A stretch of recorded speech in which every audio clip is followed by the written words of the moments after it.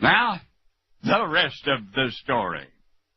Lee was a sportscaster, inasmuch as he recited baseball scores on the air. No real reporting, but anyway, when the baseball season was over, Lee was out of a job, so he went to Harfield Whedon, the program manager, and asked if he could join the regular staff of announcers at KNOW.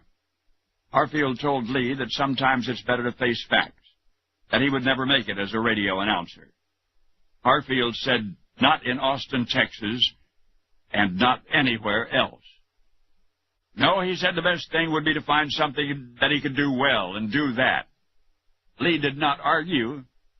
Maybe deep down he realized that what Harfield was saying was true. In fact, he was about to leave the radio station. He was about to embark on the rest of his life, whatever, when he was approached in the hallway by a thin-faced, weaselly-looking little man in a flashy checkered suit. The man said, "My name is Fox." And the weasel said, "I'd like to make you a proposition." And so distracting was the stranger's appearance and demeanor, Lee had to concentrate especially hard to comprehend what Mr. Fox was saying.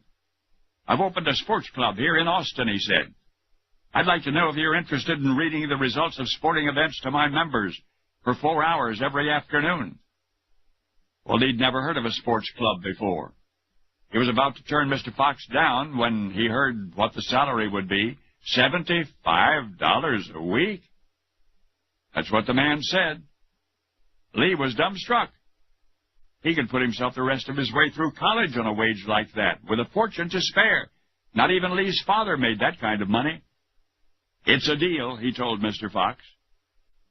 And the following Monday he showed up for work at the address that he'd been given. It was a run-down office building to begin with. The sports club, so to speak, was on the second floor. Lee was admitted only after being identified through a sliding panel in the front door. He was ushered into a small windowless room in which there was only a teletype and a wooden chair and a microphone. Lee was then instructed to read into the microphone all of the information the teletype printed. "Where's my voice going?" Lee asked. "The next room," Mr. Fox answered. And the young man was allowed to peek into the adjacent smoke-filled hall, which was wired with a public address system. The room was crowded with rough-looking club members, all of them staring intently at a scribble on the blackboard. Lee would not have to ask what was going on anymore. He knew now. He had just signed on as an official racetrack announcer for the best little bookie joint in Austin. Well, as it turned out, crime paid well, but not well enough. After 2 weeks of dodging shadows and sleepless nights, Lee simply didn't show up for work and resolved never to go back.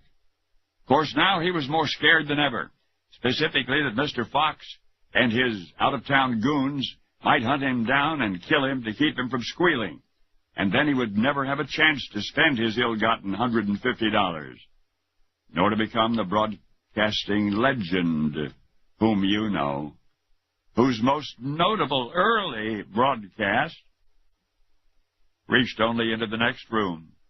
For Lee was Walter Leland Cronkite. And now you know the rest of the story.